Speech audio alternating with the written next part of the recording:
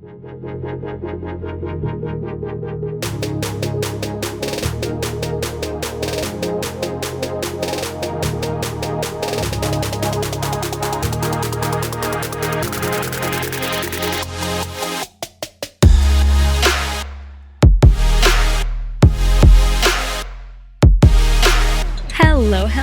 Welcome back to another episode of Shit's Hard. I'm your host, Amber. And as you can tell from the title, today's episode is not going to be particularly fun, but it is going to be very emotionally charged, if you will. The reason I decided to make this episode is because I'm having so many emotions about this, currently, most of which being fear and anxiety. Some of which being anger. So, I mean, you'll be able to tell by my voice and the way that I'm talking. I'm frustrated with this situation. So let's just get into it. Also, if you're wondering, if you're watching the video, this little measuring cup is what I'm having my coffee in because it's how I measured it. And I didn't want to waste another dish, all right? So it's like an iced mug, if you will. Anyways, so let's get into it. Unfortunately, I'm sure most women can understand what it's like to have a man who overstays his welcome, makes you feel uncomfortable. I mean that mentally and physically, by the way. And so I feel like this one's going to resonate. And I wanted to make this video kind of as a therapy outlet because I'm just flustered about the whole thing and frustrated. But also just kind of bring awareness to the fact and maybe build a little bit of community in women and other women who have experienced this. Because unfortunately, a lot of the women in my life, it's a tale as old as time. So long story short, this is about a guy that I was talking to for, a period of time. This all started in 2023, September of 2023. He found me on TikTok and couple red flags right off the bat. Flew out to LA to come meet me, to take me to dinner. We went to a concert, whatever the case may be. And I think this is such a fucking difficult episode because mental health plays a role in this episode. But we were talking. We never dated. To this day, we've never dated. So we're talking. I had kind of expressed that I didn't really want anything serious. He kind of expressed he did want something serious. And that's really where the crossroad comes along is things should have ended there. Unfortunately, they did not. Whatever. We continued. A lot of fighting. He was unhappy. I was unhappy. And again, we're just talking at this point. We're not even dating. And it was messy. All the while, he's not even in the same state as me. So, Jesus fucking Christ. This, just retelling this is reliving it. Which granted, I'll be honest, I should have walked away a lot on my own accord and I didn't do that. But this person had a lot of issues and was working really hard to make sure that didn't happen. Multiple times I did, while we were just talking, I was like, I don't want to do this anymore, I'm out. And he kind of would flip shit, which again, should have been the first red flag, but it was very a trigger for him. And it was blowing up my phone, calling 100 times, texting me 100 times. I have this fucking screenshots of this shit.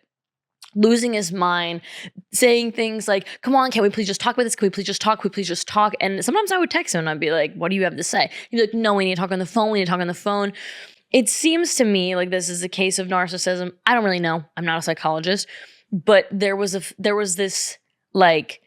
this trap of I need you to talk to me personally because realistically, he would have more control over my emotions if he did that. If he was just texting me, he couldn't play on my heartstrings as much. Again, I don't know. I'm not going to say that if he was consciously doing this or subconsciously doing this, but either way, it doesn't really matter. Still fucking doing it. So that happened often. I would say at least 4 times in the span of a year. And we weren't even talking the whole year. There would be 2-month long breaks. Again, we're not even in the same state, but multiple times I was just I don't want to do this. And there were things that I feel he used to try to lure me back in. He had made a couple big purchases for me. A $700 purchase, a $1,200 purchase of just items. that he knew I wanted. And again, we were not dating. And he had still known that I said I didn't want anything serious. And I think it was that like he liked me and he wanted to like stick around and see if I'd change my mind. And I think I was like, oh, I like him and like I don't want anything serious. He knows that. So like my, slate is clean. Messy situation for all people involved. I'm not gonna act like I wasn't a contributor in this, but he had some really unhealthy like patterns of like the blowing up my phone was the number one thing that would like spike my anxiety. And it got to me so bad that I would like go on do not disturb because I like couldn't deal with it. I was like, you cannot like have access to me. Like I need you to fuck off. And so my attachment style is more of avoidant, especially with an anxious. It just like pushes me into avoidant. Attachment styles are interesting because they change, they fluctuate. You're not just one thing always for the rest of your life. One, you can work on it, but two, other people can bring out different versions of you. So I think with him, somebody who was so anxious, it like pushed me even further to where I was like, I need space. Like you need to like step back. And he hated that. He fucking hated that. And so me going on Do Not Disturb would like agitate him even more. And, on Apple, if you call 3 times, the third one will go in. And so he would do that. He would call more than 3 times. He'd call like fucking 40. But eventually I had to go into my settings on Apple and turn that off so that he couldn't reach me after 3 calls. And I was like, this is fucking insane. Like, and again, at this point, I probably, like the first time he did it, I should have just blocked him on everything and been done. But, we live, we learn. Like it's harder when you're in it and you have a connection to somebody and you feel like they're capable of change. And he was the master of saying he's capable of change. He's like, I want to change. I want to work on these things, whatever. But it was rinse repeat for like, again, the span of a year of on again, off again, like this kind of behavior. It was crazy. Very traumatizing in the end. Like just not a safe person. Around March is when he actually asked me for those things that he purchased back. Cause I was like, hey, like, I'm not really interested in this. Like, I really think it needs to be done. It's not healthy. It's toxic, whatever. And he'd be like, no, this is not unhealthy. This is not toxic. Like, can we please just talk about this? Can we please just talk about this? And then if I was like, no, like, I'm not really interested in this anymore. I really don't think we should continue. He would be like, you're just going to throw me away like trash. You're just going to treat me like shit. You're just going to cross me out of your life. You never want to talk to me again. You never want to see me again. And I was like, whoa. Like, are these my 2 options? I either fucking hate you and I want you to die, or like I'm gonna stay with you for the rest of my life. Jesus Christ. Like there is an in between. I don't hate you. Like I never hate him. I wasn't like, I want you to fucking be miserable. But I was like, I just don't want to be with you. And that's okay. I'm entitled to feel that way. But he always had this like clawing, like, please, please, please. So it was a headache. It was very stressful. It went on for a long time. What I was going to say is in March, he asked for that stuff back. All these big purchases he made for me. He's like, then I want this back. Then I want that back. Those are mine. I bought them with my card. And he works in the legal system. I'll say that much, as a side job. I said in the title, he is a musician. Not a big musician, but he's a creator. And just to throw it on top too, he has written like a few songs about me, which I don't know. I feel like looking back in some ways, he like knew the ways he could like pull on me and he just like used that. Writing songs about me was definitely one of them where I was like, oh my God, like I love music. I'm interested in music and I'm not like super into that world. I just started taking singing lessons and piano lessons like this past year. So I'm interested in it. I love it. I think it's fun. But I'm not anywhere near like where he's at. And so I don't know. I think he knew that. Like I would ask him, I'd be like, will you teach me to sing? Will you teach me to play piano? He was always like, yeah, of course. That was another thing too. Whenever I would try to end things, that would come up. He'd be like, we never got to write music together. We never got to play piano together. Like we never got to it, but it was like once I was leaving, he would like pull on the things that I wanted and be like, oh, well, like, what about this? Crazy shit. Anyways, yeah, trying because you never got to play piano with someone, that's not a reason to stay with them. But anyways, so this was so fucking chaotic. Where was I even at? He asked me for a lot of the shit back. He was working in the legal system to some degree, and he was threatening to take me to small claims court for these purchases that he made, things that he ordered and sent to my address, like with my shipping address. I was like, dude, you're losing your fucking mind, first of all. Like, chill the fuck out. Second of all, you made these purchases, authorized them on your credit card, and you put in the shipping address to me. Where the fuck is this even gonna go? So I don't know. It was very intense. He was still living in another state at that time.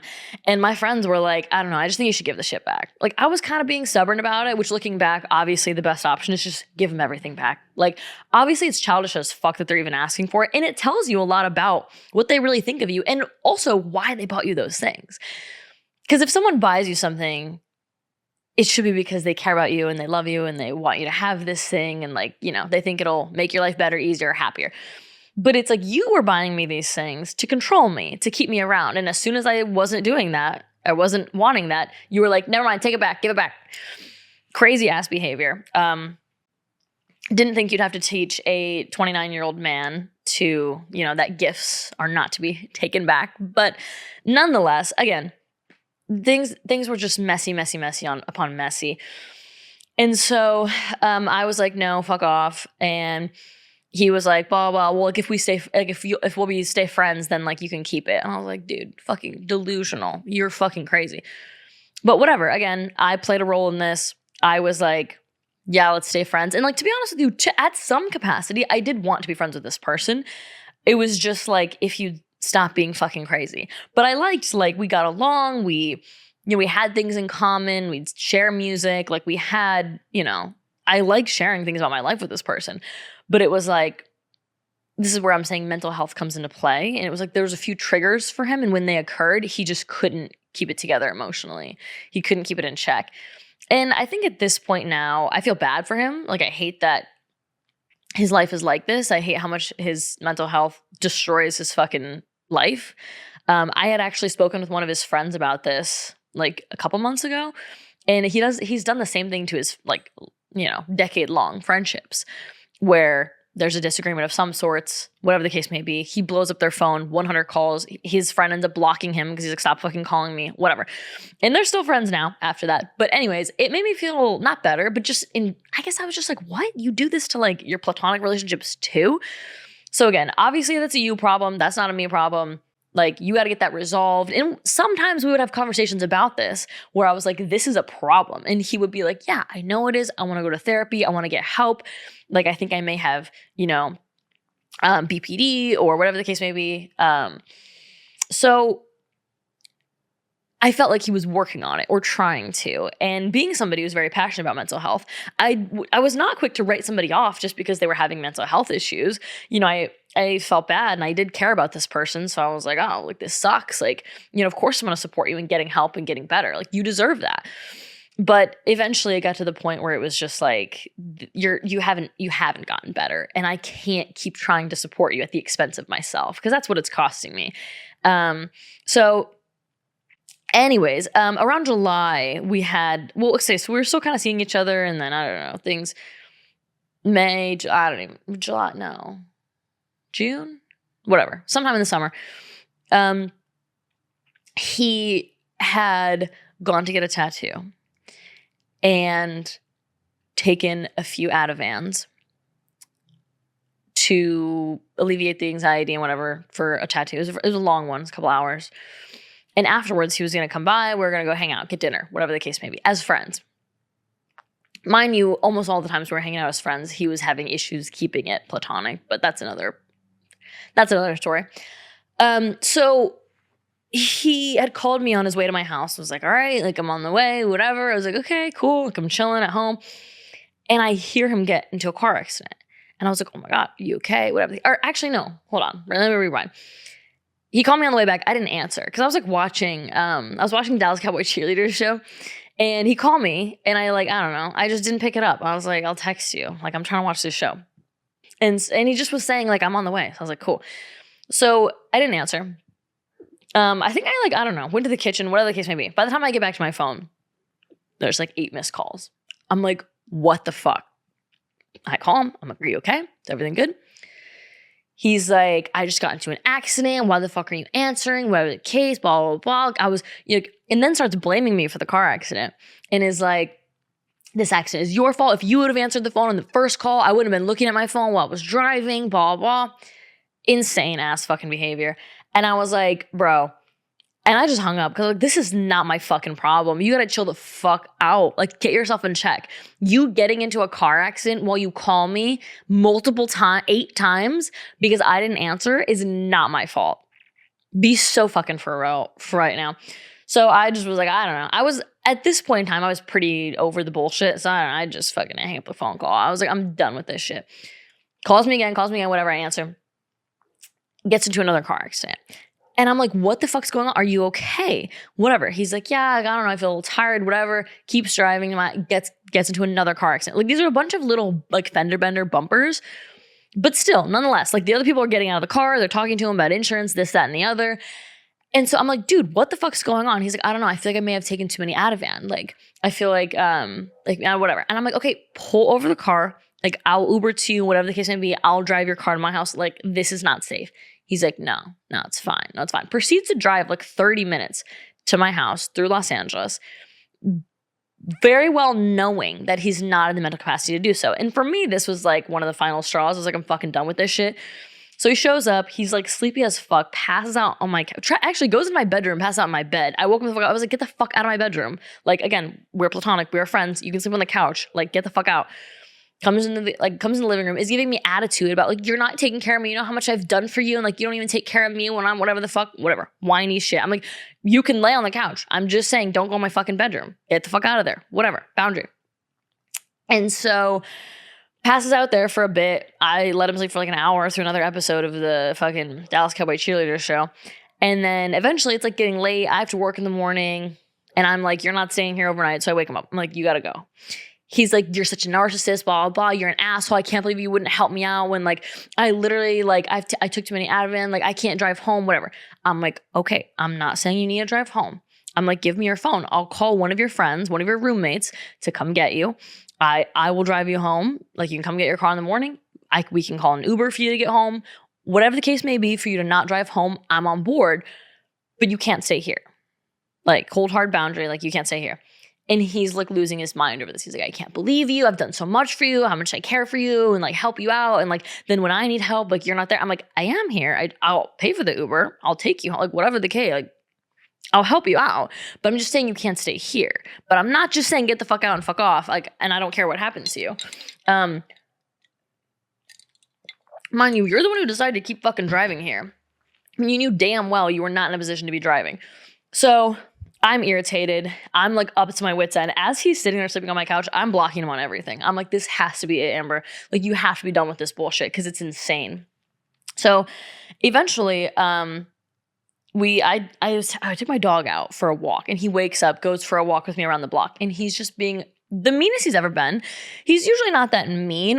Like, when he's freaking out and calling me and like having his little episode, he's usually not mean. It was usually like, please, like, oh, like, I'm so anxious, whatever, whiny.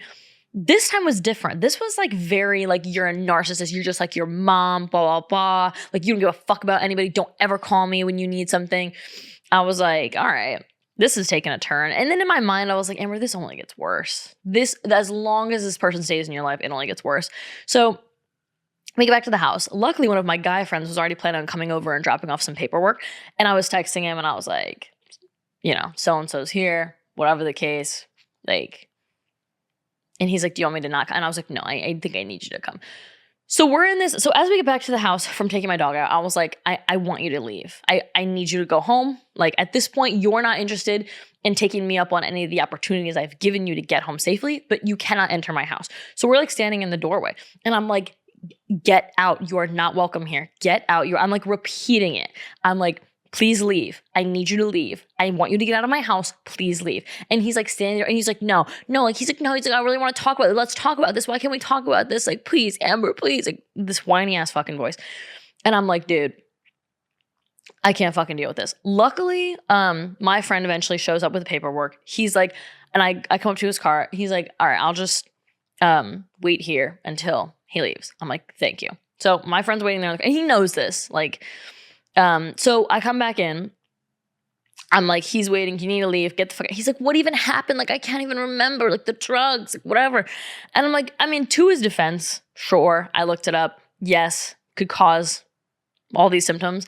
But I'm like, it's really not an excuse for me saying, I don't want you in my house anymore. You need to leave, and offering you 3 solutions to get home and you not taking me up on them. I even offered my friend who had come to my house, I was like, he will take you home. Like, if you know what I mean? Like, he'll take you home, you come get your car in the morning. He's like, no. He's like putting his foot in the ground on this. And I'm like, you don't get to decide that you're sleeping at my fucking house. I don't give a fuck. So also, like, you also made a conscious decision earlier today to continue driving and put multiple people's lives at risk as well as your own because of these drugs. Like, it's just all so immature. It's childish. It's not behavior I want to put up with. It's not something that I want to be a part of. So whatever. Finally, the only reason that he left was because my friend got out of his car, came up and was like, listen, man, she wants you to leave. You got to leave. Like, this has been going on for too long. He gets an attitude and he's like, are you fucking kidding me? Whatever. Can we please just talk about this? I'm like, no, there's nothing to talk about. Whatever. He finally gets in his car and leaves, and he's pissed. And this is where I'm like, oh my God, this person doesn't respect me at all. Because I don't know what would have happened if my friend had never showed up. Who's a man, by the way. This person doesn't respect me. He doesn't respect women. He's not afraid of me, but he's afraid of him. And so that's the only point in time where he actually went home. And I was like, fuck this, dude. So I block him on everything. My friend goes home, whatever. That night was so stressful. And the next morning, he like Uber Eats me like a burrito or whatever the fuck. I'm like, fuck you. And then, yeah, then he starts to call me on unmarked numbers, because at this point he's blocked on everything. And he starts to kind of, there's like another Instagram account that I didn't know that he had that he starts messaging me from, all kinds of crazy shit. And so yeah, at that point in time, I couldn't figure out how to actually block him because it would say no caller ID. And my only solution was to just go on DND. So like the call would just keep going to voicemail, I guess. But like, still frustrating. So that was July. We didn't talk for like a month or so. We connected again in August. And again, stupid ass me, like thought that he might like be apologetic or regretful. No. He like stood on business. He was like, fuck you for not like taking care of me, all this shit. You're so whatever. So at that point in time, then he's like, okay, well, I'm sorry, whatever the fuck. Like, he kind of just says whatever he needs to say to get out of the conversation. But like, you can tell he doesn't like believe shit that he says. Whatever. So he had a concert in November, and we kind of like talked in like October, talked about like, I don't even know what we were talking about. I don't know. My gut and intuition is so like, as soon as this person gets brought up, as soon as this person calls me, my heart drops through my ass. My anxiety, my nervous system was like through the roof in regards to this person. Like, the way that he would make me so anxious, so nervous, scared, honestly. Like, the fact that I asked him to leave my house that night and he wouldn't leave says so much. And that part just resonated with me, because in the back of my mind, I'm like, yeah, I'm afraid of men. They're terrifying. They're emotionally volatile. They're dangerous, and they're violent. And I was like, at the end of the day, he knows where I live, like point blank. And he's not scared of me. And he has no, boundaries or thoughts of repercussions. Like, he just does whatever the fuck he wants. And that was terrifying to me. Luckily, I moved pretty quickly after that, from happenstance. Actually, it was just kind of a coincidence. But I moved quickly after that. And, so he didn't know where I lived. And then I bought a new car also after that. So he didn't know what I drove. He doesn't know where I stay now, luckily, thank God. Yeah, we talked in around November time, and he had like asked, he had a concert and was asking me to go, and I talked about going, and I even got a ticket. And then I was just like, you know what? Like, I can't open this can of worms anymore. I was like, I care about this person, but I can care about them and not be a part of their life, because you really need to like get your shit together. And it's destroying me. So, I told him that. And again, he didn't like that answer. He, fought it and was like, you can't say that you care about me and that whatever the fuck. I don't care. Like, I don't need to prove anything to him. He can believe whatever the fuck he wants. He probably thinks I'm an asshole, whatever. He's probably going to watch this video, even though he's blocked on everything. But he's probably going to watch it and be like, she's a fucking asshole, whatever. Doesn't matter to me. And so that was all November of 2024. We are right now in January of 2025. And for the most part, I haven't heard from him until recently. Maybe once in December, he would like call me. I wouldn't answer. He had texted me that he was leaving Los Angeles. Oh, somewhere in the story, he moved here like halfway through. Anyways, not really super relevant, but so I was living in LA for like a half portion of the story that I just told you. And so, oh yeah, that makes sense. How to get to my house? Well, whatever. Anyways, so anyways, so he had texted me in December saying he was leaving LA, and I didn't answer. And I really was like, I need to just be strong and not have communication with this person. Every single conversation, it goes nowhere, and it leads to anxiety and chaos everywhere. I just cannot. So I wasn't answering. I really, and you know, you can take that as you will. You know, no answer is kind of an answer. But like, again, I don't owe you anything. And this has gone on for too long. It's gone on for too long. So, yeah, I wasn't saying anything. And in my mind, I'm like, all right, wish you well. Leave LA, have a good life, whatever. Right now, this is like January 27th as I film this, or 30th or some shit. Probably February when you listen to this. But anyways, nonetheless, he called me like 2 days ago on no call. Again, he's been blocked this whole time. So every time I say he's calling, it's a no caller ID. And he can't reach me on anything else on Instagram, TikTok, all the above. I tried to block it. Well, whatever. Anyways, so he's calling me on a no caller ID, and I can't figure out how to block that. I guess there's probably a way to block no caller ID calls on my iPhone. But the only reason, and I've answered a few of them just from like being, you know, just thinking like I've been getting a new apartment and new car and stuff. So I'm expecting phone calls from numbers that I don't have, like, you know, landlords and stuff like that. So that's really the only reason that I've been like, hi. And then as soon as he answered, I just hang up. And like there was one that I answered and I was like, hello? He's like, what the fuck's wrong with you? End call. There's another one I answered. He's like, hi. And like, you're going to answer a phone call after you haven't talked to me for 3 months. And with, what the fuck's wrong with you? Brother, chill the fuck out. So anyways, this is all to keep you, just to tell the story because it's infuriating. And again, I'm not saying I didn't play a role in this. Of course I did. Of course I should have left a year ago when it was like, hey, we're looking for different things right now. But that doesn't defend his behavior of making me feel extremely unsafe in my own home. There was another time when he was asking for the shit back and I was saying no. He was like threatening to show up to my house to come get it. And I don't think I don't know. I'm not going to make judgments or assessments. Truly, that's between him and his psychiatrist or his therapist or whoever the fuck. Last I talked to him, he didn't have a therapist. So I was like, you're obviously not working on this shit. But you know what? I wish him well. I really hope he figures this shit out. I hope that he goes to therapy. He does the work because, you know, he deserves to be happy and he deserves to not let his emotions run wild with these triggers. But unfortunately, it was destroying me. So I had to get the fuck out. This is it's been frustrating just being a woman and being scared every time that no caller ID pops up. Now my heart drops through my ass, my fucking adrenaline, like everything. I get so anxious. And I stay that way for like about an hour or two where I'm just thinking like, what if he shows up? I know he doesn't know where I live, but like, what if he figures it out? What if he knows my place of work? Like, and to be completely honest with you, I think that people like this, unfortunately, we want to say like have no control, right? But they kind of do. They kind of do because they don't do it in front of everyone. They know better than to do it in front of their boss or their work. Like this guy knows better than to show up at my job because he'd get his ass beat by like my manager and like multiple of my other coworkers. Like I know I have people there who have got my back, which I'm eternally grateful for.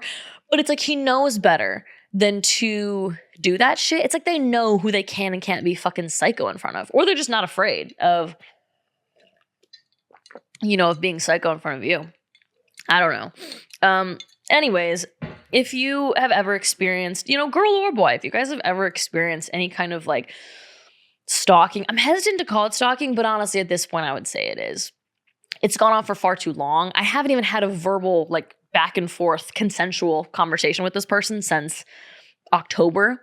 I would say the concert was in November, but I didn't go and we didn't talk about it. We talked about it in October.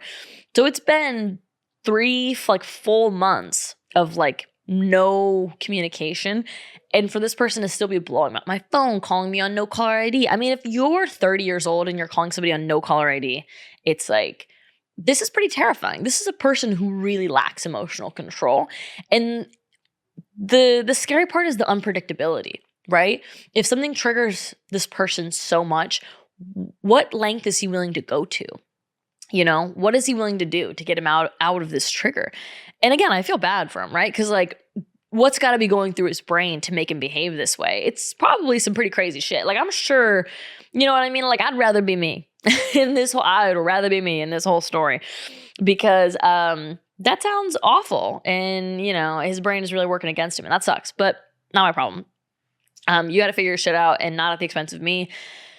But what I was going to say is, if you guys have ever experienced stalking, or a past romantic partner who has made you feel uncomfortable or unsafe in your own home or in your job or at work or school, it's just like, I'm so fucking sorry. And unfortunately, I get you. And it just sucks. It sucks because you kind of gaslight yourself a little bit. At least me, I gaslight myself into being like, oh, look, it's not that bad. He's not that scary. He's never actually done anything, right? I mean, that's, for women, that's the tale as old as time. We are the queen gaslighters of telling ourselves it's not that big of a deal. He's not that bad. He's never actually done anything. And it's like making you feel so unsafe that you have to block somebody's number, or that you might take a different route to work, or, you know, that you feel like you have to tell your boss. That is doing something. Like, that is doing something. And it takes a toll on your mental health. You know, we as women, like, oh, and people, I'm going to say people, because I'm sure that men have experienced this too. They've experienced uncomfortable stalking and whatever the case may be. We're not supposed to live in survival mode. But like, when you are fearing for your life at this unpredictable person, you're in survival mode. You're in defense mode all the time. You're like, is he coming in today? You know, if you're at your job, like, oh, are they fucking coming in? Like, you know what I mean? It's no way to live, and it's really unfair. And if you've experienced that, I'm so fucking sorry. It's terrifying. It sucks. And luckily, I kind of feel grateful that he texted in December and said that he left LA, because I feel like more comfortable, you know, moving about in Los Angeles, knowing that he's not here anymore. But I mean, like I said, still would call me on no caller ID. It's been 3 months, and it's just like, dude, how long does this go on for? Answer is, I don't fucking know. I really don't fucking know. But I'm fucking sorry if you relate to this video. It sucks so bad. One time, I was at work when he had texted me and said, it was back in March of like 2020, whatever the fuck, I don't know, a while ago. That he was like, I want my shit back. Like, I'm going to show up. I'm going to come to your place and get my stuff that I bought for you, whatever the case. I feel like I've said whatever the case a million times in this episode. Anyways, I was at work and I just started bawling my eyes out at work. And I was like, I'm so fucking afraid of this person. And you know what the sad part is? I told him this. Like, whenever we try to reconcile and whatever and make it fucking work or whatever the fuck. I said, I was like, you make me feel so unsafe. And his response to that was atrocious. It was, I don't understand. I've never done anything to you. What do you mean I make you feel unsafe? I've never done anything to you to make you feel unsafe. What are you talking about? And that tells you a lot about a person, because somebody that loves you and cares about you will not respond that way. If you tell them they're making you unsafe, their response should be, oh my God, can you tell me more about that? I don't want you to feel unsafe. What have I been doing? How am I contributing to this? So that's kind of like the shittiest part, was like, I tried to like communicate these things, and I was like, I know that you're not trying to, or I know that it's not your intention, but like, this is what's happening and this is how I feel. And he was like, fuck off. Only my feelings matter here. So, anyways, that's my story time. The situation sucks, but I hope that he stops calling me on no caller ID soon. Honestly, when this episode drops, if he sees it, he's probably going to reach out again, but I don't give a fuck. You don't control me. Like, truly, if you're watching this, I'm talking to you. You don't control me. Like, you cannot control if I answer the phone. You cannot control if you get to communicate with me. It's not in your card. It's not in your hands. So you're gonna have to accept that one way or the other. That's what I've got for you today, guys. Let me know if you resonate with this. And, you know, maybe any tips or tricks you have to blocking no caller ID numbers, or just feeling better about this whole situation. Things that have made me feel better are my friends. Telling people about it, honestly, has made me feel so much better, just because they're aware and they know. Even my friend who had showed up that night and told him to leave, we worked together. And so even now, I'm like, okay, if this person were to show up at work, like at least one person would know, like, this is not a safe person who's supposed to be here. So don't be quiet. Don't stay quiet would be my personal advice. Tell trusted friends, you know, I feel grateful. I have male friends who know. That just makes me feel safer, unfortunately. I love my girlfriends and they also fucking hate him, but it's nice to know that there are like grown men who would definitely beat the fuck out of this person if they needed to. So that's what I got for you guys. I'm really sorry if you guys did relate to this. So that sucks. And hopefully, the goal of this podcast is to build a community of people who are like-minded with similar experiences, who are, just trying to be the best version of themselves and maybe have gone through some shit and need to work through it in order to do that. So thanks again for joining me. I will see you next week because this shit is hard.